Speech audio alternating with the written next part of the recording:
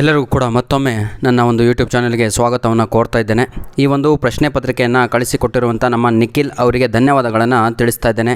ನಿಖಿಲ್ ಅವರು ಕೋಲಾರ KGF ಅಲ್ಲಿ ಓದುತ್ತಿದ್ದಾರೆ, ದ್ವಿತೀಯ PUCಯ ಹುಡುಗ. ಧನ್ಯವಾದಗಳು. ಇವರು ನೆನ್ನೆ ನಡೆದಂತಹ ಅವರ ಯೂನಿಟ್ ಟೆಸ್ಟ್ 1ರ ಇಂಗ್ಲೀಷ್ ಪ್ರಶ್ನೆ ಪತ್ರಿಕೆಯನ್ನು ನಮ್ಮ ಮೇಲ್ಐಡಿಗೆ ಕಳಿಸಿಕೊಟ್ಟಿದ್ದಾರೆ. ತಾವುಗಳೂ ಕೂಡ ನಿಮ್ಮ ಎಕ್ಸಾಮ್ ಆದ ತಕ್ಷಣ ದಯವಿಟ್ಟು ನಿಮ್ಮ ಪ್ರಶ್ನೆ ಪತ್ರಿಕೆಗಳನ್ನು ಯಾವುದೇ ಸಬ್ಜೆಕ್ಟ್ ಆಗಲಿ, I am not asking you particularly one question paper, all any subject, any stream, commerce ಆಗಿರ್ಬೋದು, ಸೈನ್ಸ್ ಆಗಿರ್ಬೋದು, ಆರ್ಟ್ಸ್ ಆಗಿರ್ಬೋದು, ದಯವಿಟ್ಟು ಕಳುಹಿಸಿಕೊಡಿ ಪ್ರೀತಿಯ ವಿದ್ಯಾರ್ಥಿಗಳೇ. ಬನ್ನಿ sir, without wasting our time let me start today's video.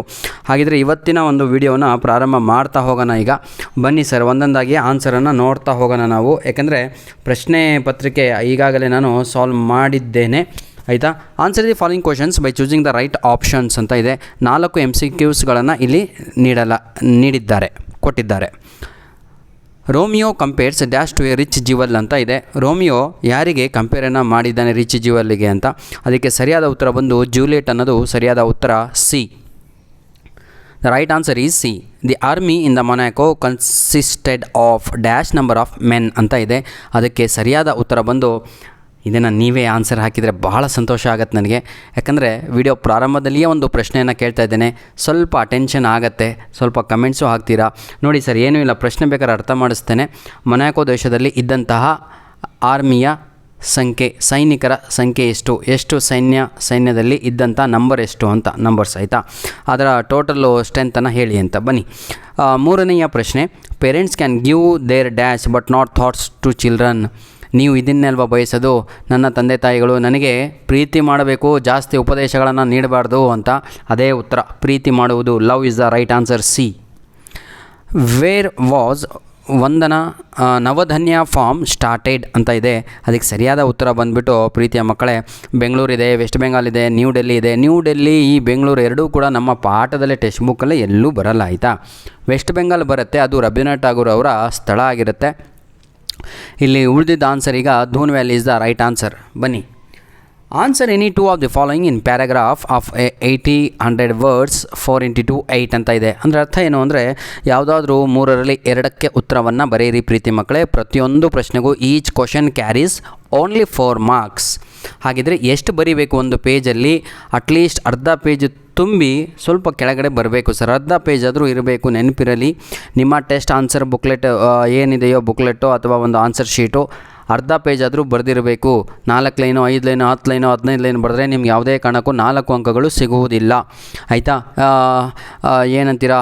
ಈಗ ನೋಡಿ, ಕ್ವಶನನ್ನು ಕೇಳಿ. What similes does Romeo use to convey Juliet's beauty ಅಂತ ಇದೆ. ಯಾವ ಸಿಮಿಲಿಗಳನ್ನು ರೋಮಿಯೋ ಯೂಸ್ ಮಾಡಿದ್ದಾನೆ ಇಲ್ಲಿ ಜೂಲಿಯಟ್ನ ಬ್ಯೂಟಿಯ ವರ್ಣನೆ ಮಾಡಲಿಕ್ಕೆ ಅಂತ ಸರಿಯಾಗಿ ಇಲ್ಲಿ ಪ್ರಶ್ನೆಯನ್ನು ಕೇಳಿದ್ದಾರೆ. ಇದಕ್ಕೆ ಉತ್ತರ ಏನೂ ಇಲ್ಲ ಸರ್, ಅದೇ how did Romeo express his feelings to Juliet ಅಂತ ಇದಲ್ವ, ಅದೇ ಉತ್ತರ ಬರೆಯುವಾಗ ಅಲ್ಲಿ ಒಂದು 3 ಕಡೆ ಅಂಡರ್ಲೈನ್ ಹಾಕಬೇಕಾಗಿರುತ್ತೆ. ಅದು ಯಾವುದಕ್ಕೆ ಅಂತ ಹೇಳಿ ಈಗ ತಾನೇ ಹೇಳ್ತೀನಿ, ಕೇಳಿಸ್ಕೊಳ್ಳಿ. ಸಿಮಿಲೀಸ್ ಅಂತ ಹೇಳಿದರೆ ಕಂಪ್ಯಾರಿಸನ್ ಮಾಡುವಂಥದ್ದು. ಈಗ ನಾನು ನಿಮಗೆ ಹೇಳಿದೆ ಏನಂತ, ನಿಮ್ಮ ಫ್ರೆಂಡಿಗೆ ಹೀ ಈಸ್ ಅ ಟೈಗರ್ ಅಂತ ಹೇಳಿದರೆ ಅದು ಮೆಟಾಫರು, ಅರ್ಥ ಆಗುತ್ತಾ? ನೋಡಿ, ಇಷ್ಟೇ 3 ವರ್ಡು, ಹೀ ಈಸ್ ಟೈಗರ್ ಅಂತ ಹೇಳಿದೆ. ಇದನ್ನು ನಾವು ಮೆಟಾಫರ್ ಅಂತ ಹೇಳ್ತೀವಿ. ಸಿಮಿಲಿ ಅಂತ ಹೇಳಿದರೆ ಅರ್ಥವೇನು ಅಂದರೆ, ಅದು ಕೂಡ ಹೋಲಿಕೆ ಮಾಡುವಂಥದ್ದು ಇಬ್ಬರ ನಡುವೆ, ಆಯಿತಾ. Okay, comparison between the 2 things ಅಂತ. ಈಗ ನೋಡಿ, ಈಗ ಹೇಳ್ತೀನಿ, ಅವನಿಗೆ ಮತ್ತೆ ಸಿಮಿಲಿಯನ್ನು ಯೂಸ್ ಮಾಡ್ತೀನಿ. He is like a tiger ಅಂತ ಹೇಳಿದೆ. ಇಲ್ಲಿ ನಾವು ಬಳಸಿದಂಥ ಪದಗಳಿದಾವಲ್ವ, ವರ್ಡ್ಸು, ಲೈಕ್ ಅನ್ನೋದು ಅದು ಸಿಮಿಲಿ ಆಗುತ್ತೆ, ಹಾಗಾಗಿ ಅದನ್ನು ಸಿಮಿಲಿ ಅಂತ ಕರಿತೀವಿ. ಹಾಗಿದ್ರೆ Romeo what did he used? ಹೌದಲ್ವ? ಹಾಗಿದ್ರೆ ಜೂಲಿಯಟ್ಗೆ ಏನಂತ ಹೇಳ್ತಾನೆ ಅಂದರೆ, ಆ್ಯಸ್ ಎ ರಿಚ್ ಜ್ಯುವೆಲ್ ಅಂತ ಒಂದು ಕರೀತಾನೆ, ಆ್ಯಸ್ ಎ ಆ್ಯಂಡರ್ ಲೇಡಿ ಅಂತ ಹೇಳ್ತಾನೆ, ಹೌದಲ್ವಾ? ಈ ರೀತಿಯಾಗಿ ಹೋಲಿಕೆಯನ್ನು ಮಾಡ್ತಾ ಹೋಗ್ತಾರೆ. ಓಕೆ, ಇದನ್ನೆಲ್ಲ ನಾವು ಸಿಮಿಲೀಸ್ ಅಂತ ಕರಿತೀವಿ, ಆಯಿತಾ. ಬನ್ನಿ sir, why did the king, ಇದಕ್ಕೆಲ್ಲ ಉತ್ತರಗಳು ಬೇಕು ಅಂದರೆ ಅದಕ್ಕೊಂದು ವಿಡಿಯೋ ಮಾಡ್ತೇನೆ, ಇವತ್ತೇ ಅಪ್ಲೋಡನ್ನು ಮಾಡಿಕೊಡ್ತೇನೆ ಮಕ್ಕಳೇ. Why did the king of Monaco keep changing his mind in dealing with the criminal ಅಂತ ಇದೆ. ಯಾವ ಕಾರಣಕ್ಕಾಗಿ ಮೊನಾಕೋ ದೇಶದ ರಾಜ ತನ್ನ ಜಡ್ಜ್ಮೆಂಟ್ಗಳನ್ನು, ತನ್ನ ಆಜ್ಞೆಗಳನ್ನು, ತನ್ನ ಏನಂತೀರಾ ವರ್ಡಿಕ್ಟ್ಗಳನ್ನು ಯಾಕೆ ಪದೇ ಪದೇ ಬದಲಿಸ್ತಾ ಇರ್ತಾನೆ ಅಂತ? ಅರ್ಥ ಆಗುತ್ತಲ್ವಾ ಆಯಿತಾ. ಯಾಕೆ ಅಂತಂದು ಕೇಳಿದ್ದಾರೆ. ಯಾಕೆ ಅಂದರೆ ಆ ದೇಶ ಬಡ ದೇಶ ಆಗಿರುತ್ತೆ ಹಾಗೂ ಇಕ್ವಿಪ್ಮೆಂಟ್ಸೇ ಇರಲ್ಲ ಸರ್. ಭಾಳ ಚೆನ್ನಾಗಿದೆ. Write a note on Navdanya farm ಅಂತ ಇದೆ. ಟೆಕ್ಸ್ಟ್ ಬುಕ್ಕಲ್ಲಿ ಇದ್ದಂಗೆ ಆನ್ಸರನ್ನು ಬರೀಬೇಕಾಗತ್ತೆ. ಪೇಜ್ ನಂಬರು, ಆ ನಂಬರ್, ಈ ನಂಬರ್ ಎಲ್ಲದೂ ಕೂಡ ನಾನು ನಿಮಗೆ ತಿಳಿಸಿದ್ದೇನೆ. ನನ್ನ ವಿಡಿಯೋ ನೋಡಿ ಸರ್ ಆಯಿತಾ. ಯಾವುದು ಸೆಕೆಂಡ್ ಇಯರ್ PUC ಅಂತ ಹಾಕಿಬಿಟ್ಟು ಇಂಪಾರ್ಟೆಂಟ್ ಕ್ವಶನ್ಸ್ ಫಾರ್ ಇಂಗ್ಲೀಷ್ ಅಂತ ಕೊಟ್ಟಿದ್ದೀನಲ್ವ, ಆ ವಿಡಿಯೋ ನೋಡಿ. ಪ್ರತಿಯೊಂದು ಚಾಪ್ಟರಿನ ಪ್ರಶ್ನೆಗಳನ್ನು ಕೊಟ್ಟಿದ್ದೇನೆ. ಉತ್ತರಗಳನ್ನು ಬೇಕಾದರೆ ಇವತ್ತು ಅಪ್ಲೋಡ್ ಮಾಡಿ ಕೊಡ್ತೇನೆ. Answer any one of the following in a paragraph of 80 to 100 words 6 marks ಅಂತ ಇದೆ. ಅಂದರೆ ಯಾವುದಾದ್ರೂ ಒಂದು ಪ್ರಶ್ನೆಗೆ ಉತ್ತರ ಬರೀರಿ ಮಕ್ಕಳೇ. ಎರಡು ಬರೆದು ಸುಮ್ಮನೆ ಸಮಯ ವ್ಯರ್ಥ ಮಾಡಿಕೊಂಡು ಏನು ವೇಸ್ಟ್ ಮಾಡ್ಕೋಬೇಡಿ, ಸಮಯನೂ ವೇಸ್ಟ್ ಮಾಡ್ಕೋಬೇಡಿ, ಅಂಕಗಳನ್ನು ವೇಸ್ಟ್ ಮಾಡ್ಕೋಬೇಡಿ. ಒಂದನ್ನು ಚೆನ್ನಾಗಿ ಬರೆದು ಎಕ್ಸ್ಕ್ಯೂಸ್ ಮೀ ಒಳ್ಳೆ ಅಂಕಗಳನ್ನು ತೆಗೆದುಕೊಳ್ಳಿ ಅಂತ. What is the metaphor? ನೋಡಿ, ಈಗ ತಾನೇ ನಿಮಗೆ ಮೆಟಫರ್ ಎಕ್ಸ್ಪ್ಲೇನ್ ಮಾಡಿದೆ ಅಲ್ವಾ. Very good. What does the metaphor bow and arrows signify with regard to parent and children relationship? ಯಾವ ರೀತಿಯಾಗಿ ಈ ಪದ್ಯದಲ್ಲಿ, ಆನ್ ಚಿಲ್ಡ್ರನ್ ಅನ್ನುವ ಪದ್ಯದಲ್ಲಿ ಕವಿ ಖಲೀಲ್ ಗಿಬ್ರಾನ್ ಅವರು, ಪ್ರವಾದಿಯವರು ತಮ್ಮ ಗೋಷ್ಠಿಯಲ್ಲಿ, ತಮ್ಮ ಸರ್ಮನ್ನಲ್ಲಿ ಯಾವ ರೀತಿಯಾಗಿ ಮೆಟಫರನ್ನು ಯೂಸ್ ಮಾಡಿಕೊಂಡು ಪೇರೆಂಟ್ ಹಾಗೂ ಚಿಲ್ಡ್ರನ್ನಿನ ನಡುವೆ ಇರುವಂಥ ಬಾಂಧವ್ಯದ ಬಗ್ಗೆ ಮಾತಾಡಿದ್ದಾರೆ. ಇದರ ಬಗ್ಗೆ ಬರೀರಿ ಅಂತ. ಏನೂ ಇಲ್ಲ ಪುಟಾಣಿಗಳೇ. ಮೆಟಫರ್ ಅಂದರೆ ಇದರಲ್ಲಿ 3 ಮೆಟಫರನ್ನು ಯೂಸ್ ಮಾಡಿದ್ದಾರೆ. ಒಂದು, bow refers to parents, living arrows refers to children, archer refers to God. ಈ 3 ಕೂಡ ಮೆಟಫರು ಆಯಿತಾ. ಬನ್ನಿ ಇದನ್ನು ಇನ್ನೊಂದು ವಿಡಿಯೋ ಮಾಡಿ ಎಕ್ಸ್ಪ್ಲೇನ್ ಮಾಡ್ತೇನೆ. The kinglet of Monaco knows gambling is a dirty business, yet he resort to it. Why? Give reasons. ಎಷ್ಟು ಚೆನ್ನಾಗಿ ಕೇಳಿದ್ದಾರೆ ನೋಡಿ. ಇದನ್ನು ನಾವು ಹಾಟ್ ಕ್ವಶನ್ಸ್ ಅಂತ ಕರಿತೀವಿ. ಹಾಟ್ ಅಂತ ಭಾಳ ಸಂತೋಷ ಆಗುತ್ತಲ್ವ ಕೇಳಕ್ಕೆ ವರ್ಡು. ಹೈ ಆರ್ಡರ್ ಥಿಂಕಿಂಗ್ ಅಂತ ಹಾಟ್ ಅಂತ ಹೇಳಿದರೆ ಆಯಿತಾ. ಒಂದೇ ಸಲ ಹೇಳಿದ್ದೀನಿ, ನೋಡೋಣ ಎಷ್ಟು ಜನ ಕೇಳಿಸ್ಕೊಂಡು ಇದನ್ನು ತಾವುಗಳು ದಯವಿಟ್ಟು ಹಾಟ್ ಅಂದರೆ ಫುಲ್ ಫಾರ್ಮನ್ನು ತಾವುಗಳು ದಯವಿಟ್ಟು ಕಮೆಂಟನ್ನು ಮಾಡಿ ಅಂತ ಹೇಳ್ತಾ ವಿಡಿಯೋನ ಮುಂದುವರಿಸ್ತಾ ಇದ್ದೇನೆ. Complete the following by choosing the right form of the verb given in the bracket. ದಯವಿಟ್ಟು ಈ 3 ಡ್ಯಾಶ್ಗಳಿಗೆ ನೀವೇ ಉತ್ತರಗಳನ್ನು ಕೊಡಬೇಕು. ಇದನ್ನು ಕಲಿಸಿದ್ದೇನೆ ನಾನು ಇದೇ ವಿಡಿಯೋದ ಡಿಸ್ಕ್ರಿಪ್ಷನ್ ಬಾಕ್ಸಲ್ಲಿ. ನಾನು ಯಾವುದು ಪ್ಯಾಸಿವ್ ವಾಯ್ಸ್ ಅಂತ ಹೇಳ್ತೀವಿ, ಇದಕ್ಕೆ passive form of the verbs ಅಂತ, ಇದರ ಲಿಂಕನ್ನು ಕೊಟ್ಟಿರ್ತೇನೆ ವಿದ್ಯಾರ್ಥಿಗಳೇ, ಅದನ್ನು ನೋಡಿಕೊಳ್ಳಿ ಆಯಿತಾ. ಅರ್ಥ ಆಗ್ತು ಅಂದರೆ ಅದಕ್ಕೆ ಕಮೆಂಟ್ ಮಾಡಿ, ಸರ್ ಇದೇ ಆನ್ಸರ್ 3ಕ್ಕೂ ಅಂತ. The kingdom of Monaco was a peace, the loving of once a murder dash commit their they dash force to look ಆಯಿತಾ. 2 ಡ್ಯಾಶ್ ಆಯಿತು. The criminal dash punish. 3 ಡ್ಯಾಶಿಗೆ ಉತ್ತರವನ್ನು ತಾವುಗಳು ಕಮೆಂಟಲ್ಲಿ ತಿಳಿಸಬೇಕು. ಬನ್ನಿ sir, fill in the blanks with the right linkers ಅಂತ ಇದೆ. ಈ ಲಿಂಕರ್ಸ್ ಬಗ್ಗೆಯೂ ನಾನು ವಿಡಿಯೋನ ನಿಮಗೆ ಮಾಡಿಕೊಟ್ಟಿದ್ದೇನೆ. ಒಂದು ತಪ್ಪಾದರೆ 2 ಮಾರ್ಕ್ಸ್ ಡಮ್ ಸರ್ ಇದರಲ್ಲಿ ಆಯಿತಾ. ಆನ್ಯುವಲ್ ಎಕ್ಸಾಮಿಗೆ 3 ಅಂಕಕ್ಕಿರುತ್ತೆ. ಇದಕ್ಕೆ ಫಸ್ಟ್ ಆನ್ಸರ್ ಬಂದುಬಿಟ್ಟು ಎಸ್ ಇನ್ ಆರ್ಡರ್ ಟು ಅಂತ ಬರುತ್ತೆ. ಭಾಳ ಚೆನ್ನಾಗಿದೆ ಅಲ್ವ. In order to create an Indian cultural. ನೋಡಿ, ಇನ್ ಆರ್ಡರ್ ಟು ಅಂತ 1ನೇ ಆನ್ಸರು. 2ನೇ ಆನ್ಸರ್ ಬಂದುಬಿಟ್ಟು ಇಲ್ಲಿ ಏನು ಬರಬತ್ತು, ಎಸ್ ಬಿಕಾಸ್ ಅಂತ. Because forests were thought to be a source of regeneration ಅಂತ ಆಯಿತಾ. ಬನ್ನಿ sir, read the following passage and answer the questions set to it ಅಂತ ಇದೆ. ಇದಕ್ಕೆ ಏನೂ ಇಲ್ಲ, ಇದು ಅನ್ಸಿನ್ ಪ್ಯಾಸೇಜ್ ಆಗಿರುತ್ತೆ ವಿದ್ಯಾರ್ಥಿಗಳೇ. ನನಗೆ ಗೊತ್ತು ಭಾಳ ಜನ ಈಗಾಗಲೇ ಸ್ಕಿಪ್ ಮಾಡಿರ್ತೀರ ಅಂತ. ಸ್ಕಿಪ್ ಮಾಡ್ಕೊಂಡವ್ರು ಮಾಡ್ತಾಯಿರ್ತಾರೆ ಸರ್. ನನ್ನ ಉದ್ದೇಶ 90+ ವಿದ್ಯಾರ್ಥಿಗಳೆಲ್ಲ ನನ್ನ ಉದ್ದೇಶ ಇರುವಂಥದ್ದು ಪ್ರತಿಯೊಬ್ಬನೂ ಕೂಡ ಇಂಗ್ಲೀಷ್ ಎಕ್ಸಾಮಿಗೆ ಕುಳಿತುಕೊಂಡಾಗ ನನಗೆ ಇಂಗ್ಲೀಷ್ ಎಲ್ಲದೂ ಬರುತ್ತೆ, ಎಲ್ಲದೂ ಬರೆದು ಬರ್ತೀನಿ ಅಂತ ಬರಬೇಕು ಅಷ್ಟೇ. My intention is very clear. No one should fail in English exam. Intention is very clear. Those who are getting 75+, they should get 85+. ಇಷ್ಟೇ ಇಂಟೆನ್ಷನ್. ಏನು ಅಂದರೆ ನೀವೇನು ಈಗ ರೇಂಜಲ್ಲಿ ಇದ್ದರೂ ಅದಕ್ಕಿಂತ 10 ಅಂಕಗಳು ಸ್ವಲ್ಪ ಜಾಸ್ತಿ ಬಂದರೆ ನಿಮಗೂ ತೃಪ್ತಿ ಸಿಗುತ್ತೆ, ತಂದೆ ತಾಯಿಗಳು ಖುಷಿ, ನಾನು ಖುಷಿ ಆಗ್ತೀನಿ ಸರ್, ಅಷ್ಟೇ. Read the following passage and answer the ಅಂತ ಇದೆ. ಇದನ್ನು ಅನ್ಸಿನ್ ಪ್ಯಾಸೇಜ್ ಅಂತ ಕರಿತೀವಿ. ಇದು 5 ಅಂಕಕ್ಕೆ ಅವರಿಗೆ ಕೊಡಲಾಗಿತ್ತು, ನಮ್ಮ ನಿಖಿಲ್ ಅವರಿಗೆ, ನಮ್ಮ KGF ಆಯಿತಾ. What are the western Ghats well known for ಅಂತ ಇದೆ. ವೆಲ್ ನೋನ್ ಫಾರ್ ಎದಕ್ಕೆ ಇರ್ಬೋದು ಅಂತ ಹೇಳಿದರೆ, ಬನ್ನಿ ಸರ್ ಏನಿರ್ಬೋದು ಆನ್ಸರು. ಎಸ್ ಸಹ್ಯಾದ್ರಿ ಹಿಲ್ಸ್ ಅಂತ ಇದೆ, ಅದು ಸರಿಯಾದ ಉತ್ತರ ಆಗುತ್ತೆ. How many biodiversity hotspots are identify ಅಂತ ಇದೆ. 25ಕ್ಕೆ ಆನ್ಸರ್ 25 ಆಯಿತಾ. ಯಾವುದಾದ್ರು 2 ಸ್ಟೇಟ್ ಬಗ್ಗೆ ಇಲ್ಲಿ ವೆಸ್ಟರ್ನ್ ಘಾಟ್ಸ್ ಬಗ್ಗೆ ಬರೀರಿ ಅಂತ ಇದೆ. ಪ್ಯಾಸೇಜ್ ಓದಿದಾಗ ನಮಗೆ ಕರ್ನಾಟಕ ಹಾಗೂ ಗೋವಾ ಅಂತ ಗೊತ್ತಾಗುತ್ತೆ. Where do the western Ghats end ಅಂತ ಇದೆ. ಎಲ್ಲಿ ಎಂಡ್ ಆಗುತ್ತೆ ಅಂತ ಕೇಳಲಾಗಿದೆ. ಅದು ಕನ್ಯಾಕುಮಾರಿ ಅನ್ನೋದು ಸರಿಯಾದ ಉತ್ತರ. ಇಲ್ಲೇ ಕಾಣ್ತಾ ಇದೆ ಅಲ್ವಾ, ಕನ್ಯಾಕುಮಾರಿ. ಎಸ್. ಇಲ್ಲಿ ಒಂದು ಪ್ರಿಫಿಕ್ಸನ್ನು ಕೇಳಿದರೆ ಇದಕ್ಕೂ ಕೂಡ ನೀವೇ ಉತ್ತರ ಕೊಡಬೇಕು. ಕ್ವಶನ್ ನಂಬರ್ ಇ, ಪ್ಯಾಸೇಜಲ್ಲಿ ಹುಡುಕೋದಲ್ಲ ಅದು. ಕ್ವಶನ್ ನಂಬರ್ ಇಗೆ ಕವರ್ ಅಂತ ಕೊಟ್ಟಿದ್ದಾರೆ ಪ್ರಶ್ನೆ, ಅದನ್ನು ಆ್ಯಂಟೋನಿಮು ಮಾಡಬೇಕು, ಪ್ರಿಫಿಕ್ಸು ಮಾಡಬೇಕು. ಅಂದರೆ ವಿರುದ್ಧ ಪದನೂ ಆಗಿರಬೇಕು, ಪ್ರಿಫಿಕ್ಸು ಆಗಿರಬೇಕು ಅಂತ ವರ್ಡನ್ನು ರೆಡಿ ಮಾಡಿಬಿಟ್ಟು ತಾವುಗಳು ಕಾಮೆಂಟಲ್ಲಿ ತಿಳಿಸ್ಬೇಕು. ದಯವಿಟ್ಟು ವಿದ್ಯಾರ್ಥಿಗಳೇ, ನಾನು ನಿಮಗೆ ಸಮಯವನ್ನು ನೀಡ್ತಾ ಇದ್ದೇನೆ, ಪೇಪರ್ಗಳನ್ನು ಅಲ್ಲಿಂದ ಇಲ್ಲಿಂದ ಎಲ್ಲ ಕೊಟ್ಟು ನಿಮಗೆ ಕೊಡ್ತಾ ಇದ್ದೇನೆ ಅಂದಮೇಲೆ please complete the following dialogue writing. ಇದರ ಲಿಂಕ್ ಕೂಡ ಯಾರಿಗೆ ಗೊತ್ತಾಗಲ್ವೋ ಇದನ್ನು ಕೂಡ ಲಿಂಕನ್ನು ಕೊಟ್ಟಿರ್ತೇನೆ. ನಿಮಗೆ ಭಾಳ ಹೆಲ್ಪ್ ಆಗುವ ರೀತಿಯಲ್ಲಿ ಈಸಿ ವೇನಲ್ಲಿ ನಾನು ಕಲಿಸಿದ್ದೇನೆ ಡೈಲಾಗ್ ರೈಟಿಂಗ್ ಕೂಡ. ಇಲ್ಲೆಲ್ಲ ಔಟ್ ಆಫ್ ಅಂಕಗಳನ್ನು ತೆಗೆದುಕೊಳ್ಳಬೇಕು ತಾವುಗಳು ವಿದ್ಯಾರ್ಥಿಗಳು. ಯಾಕಂದರೆ 1 ಲೈನ್ ಬರೆದ್ರೆ 1 ಮಾರ್ಕ್ಸ್ ಸಿಗ್ತಾ ಇರುತ್ತೆ. ಅದೇ ಲಾಂಗ್ ಆನ್ಸರ್ಸಲ್ಲಿ ಹಾಗೆಲ್ಲ ಆಗ್ತಾ ಇರಲ್ಲ, ಆಯಿತಾ. ಕಂಪ್ಲೀಟ್ ದ ಫಾಲೋಯಿಂಗ್ ಡೈಲಾಗ್ ಅಂತ ಇದೆ, ಭಾಳ ಚೆನ್ನಾಗಿದೆ. ಮೋಹನ್ ಅವರು ಹೇಳ್ತಾರೆ, ಹಾಯ್ ರಮೇಶ್, ಗುಡ್ ಮಾರ್ನಿಂಗ್ ಅಂತ. ಅದಕ್ಕೆ ರಮೇಶು ಪ್ರತಿ ಉತ್ತರವನ್ನು ಕೊಡ್ತಾನೆ. ಏನು? ರೆಸ್ಪಾಂಡ್ ಟು ಗ್ರೀಟಿಂಗ್ ಅಂತ ಕೊಟ್ಟಿದ್ದಾರೆ. ಗ್ರೀಟಿಂಗ್ ಅಂದ್ರೇ ಯಾರಿಗಾದರೂ ವಿಶ್ ಮಾಡುವಂಥದ್ದು, ಗ್ರೀಟ್ ಮಾಡುವಂಥದ್ದು, ನಮಸ್ತೆ ಅಂತ ಹೇಳುವಂಥದ್ದು. ಈಗ ಗುಡ್ ಮಾರ್ನಿಂಗಿಗೆ ನೀವೇನು ಗುಡ್ ಆಫ್ಟರ್ನೂನ್ ಅಂತ ಹೇಳ್ತೀರಾ? ಇಲ್ಲ ಅಲ್ವಾ? ಅದನ್ನೇ ನಾವು ಏನು ಬರೀಬೇಕು? ವೆರಿ ಗುಡ್ ಮಾರ್ನಿಂಗ್ ಅಂತ ಬರೆದ್ರೆ 1 ಅಂಕ ನಿಮಗೆ ಎಕ್ಸಾಮಲ್ಲಿ ಸಿಗುತ್ತೆ.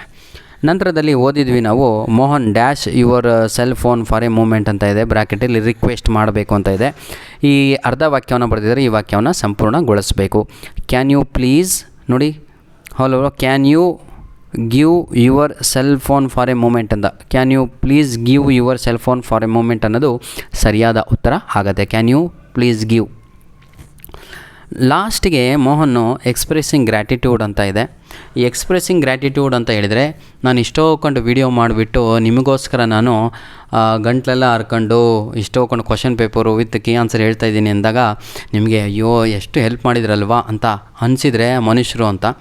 ಅದು ಅನ್ನಿಸಿದಾಗ ನಿಮಗೆ ಮನೆಯಲ್ಲಿ ಭಾಳ ಸಂಸ್ಕಾರವಾಗಿ ಬೆಳೆಸಿದರೆ, ಯಾರಾದರೂ ಹೆಲ್ಪ್ ಮಾಡಿದಾಗ ಅದಕ್ಕೆ ಪ್ರತಿ ಉತ್ತರವಾಗಿ ನಾವು ಅವರಿಗೆ ಧನ್ಯವಾದಗಳನ್ನು ತಿಳಿಸ್ತೀವಿ. ಆ ಧನ್ಯವಾದಗಳನ್ನು ಇಂಗ್ಲೀಷಲ್ಲಿ ನಾವು ಗ್ರ್ಯಾಟಿಟ್ಯೂಡ್ ಅಂತ ಹೇಳ್ತೀವಿ. ಆ ಗ್ರ್ಯಾಟಿಟ್ಯೂಡು ಕಮೆಂಟಲ್ಲಿ ದಯವಿಟ್ಟು ತಾವುಗಳು ನನಗೆ ಕಳಿಸ್ತಿರಲ್ವ, ಅದೇ ಇಲ್ಲಿ ಆನ್ಸರ್ ಬರಿಬೇಕು. ಏನಂತ? ಥ್ಯಾಂಕ್ ಯು ಸರ್ ಅಂತ ಬರೆದ್ರೆ ಮುಗೀತು. ನೋಡಿ ಇಲ್ಲಿ ತಾವುಗಳು take your time, no rush, Mohan thank you so much ಅಂತ ಬರೆದ್ರೆ ಮುಗೀತು, ಅದೇ ಉತ್ತರ. ಯಾರು ಬೇಜಾರಾಗ್ಬಿಡ್ರಪ್ಪ ಅವಾಗ ಬೈತಾ ಇರ್ತೀನಿ ಅಂತ.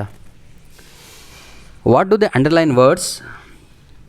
ಇದು ಭಾಳ ಈಸಿಯಾಗಿ ಇರುವಂಥದ್ದು, ಯಾರಿಗೆ ಗೊತ್ತಾಗಲ್ವೋ ರೆಫರ್ ದಿ ಫಾಲೋಯಿಂಗು. ದಯವಿಟ್ಟು ಈ ವಿಡಿಯೋದ ಡಿಸ್ಕ್ರಿಪ್ಷನ್ ಬಾಕ್ಸಲ್ಲಿ ಲಿಂಕ್ಗಳನ್ನು ಕೊಟ್ಟಿರ್ತೇನೆ, ಒಂದೊಂದೇ ಲಿಂಕನ್ನು ಕ್ಲಿಕ್ ಮಾಡ್ಕೊಂಡು ಕಲಿತ್ರೆ ಹೀರೋಗಳಾಗ್ತೀರ. ಕಲೀಲಿಲ್ಲ ಅಂದರೆ ಅದೇ ಎಕ್ಸಾಮ್ ಹಾಲಲ್ಲಿ ಕೂತ್ಕೊಂಡು ಆ ಕಡೆ ಈ ಕಡೆ ತಿರುಗಬೇಕಾಗತ್ತೆ.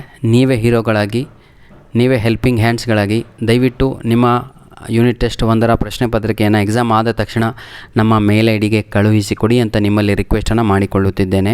ನಮ್ಮ ಮೇಲ್ ಐ ಡಿ ಎಲ್ಲರಿಗೂ ಗೊತ್ತಿದೆ, ಭಾಳ ಈಸಿ. All ALLIN1PDF99@gmail.com. 80 ಅಲ್ಲಪ್ಪ, ಸಿಂಬಲ್ ಎಟ್, ಆಯಿತಾ. ಧನ್ಯವಾದಗಳು. ಈಗ ಕೊನೆಯದಾಗಿ ಇದಕ್ಕೆ ಆನ್ಸರ್ಸ್ ಹೇಳ್ಬಿಡ್ತೀನಿ, ಆಯಿತಾ. ದೇರ್ ಅನ್ನೋದಕ್ಕೆ ಸರಿಯಾದ ಉತ್ತರ ಇಲ್ಲಿ ಸಹ್ಯಾದ್ರಿ ಹಿಲ್ಸ್ ಅಂತ ಬರುತ್ತೆ. ದೆಮ್ ಅಂತ ಇದೆ, ದೆಮ್ ಅಂತ ಅದಕ್ಕೆ 25 ಬಯೋಡೈವರ್ಸಿಟಿ ಹಾಟ್ ಸ್ಪಾಟ್ಸ್ ಅಂತ ಆಗುತ್ತೆ. ವಿಚ್ ಅನ್ನೋದಕ್ಕೆ ಅನಿಮಲ್ ಸ್ಪೀಸೀಸ್ ಅಂತ ಆಗುತ್ತೆ. ನಂತರದಲ್ಲಿ ಹೂ ಅಂತ ಅದಕ್ಕೆ ಇಂಡಿಜಿನಿಯಸ್ ಪೀಪಲ್ ಅಂತ ಬರುತ್ತೆ. ಕೊನೆಯದಾಗಿ ಇಲ್ಲಿ ಲೆಟರ್ ರೈಟಿಂಗನ್ನು ಕೊಟ್ಟಿದ್ದಾರೆ. ಭಗವಂತನೇ ಕಾಪಾಡಬೇಕು ಪಾಪ KGFನವರಿಗೆ, ಯಾಕೆ ಹಿಂಗೆ ಕೊಟ್ಟರು ಗೊತ್ತಿಲ್ಲ ಅವರಿಗೆ. ಕ್ವಶನ್ ಪೇಪರು ಸೆಟ್ ಮಾಡೋರು ದಯವಿಟ್ಟು ಈ ವಿಡಿಯೋ ಯಾರಾದರೂ ಪೋಷಕರು ಅಥವಾ ನಮ್ಮ ಏನಂತೀರಾ ಶಿಕ್ಷಕರು ಪಾಠ ಮಾಡುತ್ತಿರುವ PUC ಕಾಲೇಜಿನ ಗೌರ್ಮೆಂಟ್ ಆಗಿರ್ಬೋದು, ಪ್ರೈವೇಟ್ ಆಗಿರ್ಬೋದು, ದಯವಿಟ್ಟು ಸರ್ ಮಕ್ಕಳಿಗೆ ಪರೀಕ್ಷೆ ಮಾಡಿ, ಆದರೆ ಅವರನ್ನೇ ಪರೀಕ್ಷೆ ಮಾಡಬೇಡಿ. ಎಷ್ಟು ನಾಲೆಡ್ಜ್ ಇದೆ ನೋಡೋಣ ಅಂತ. ಯಾಕಂದರೆ ಈ ಯೂನಿಟ್ ಟೆಸ್ಟ್ 1ಇಂದ ಮಕ್ಕಳಿಗೆ ಇಂಟರ್ನಲ್ ಮಾರ್ಕ್ಸಿಗೆ ಹೆಲ್ಪ್ ಆಗುತ್ತೆ.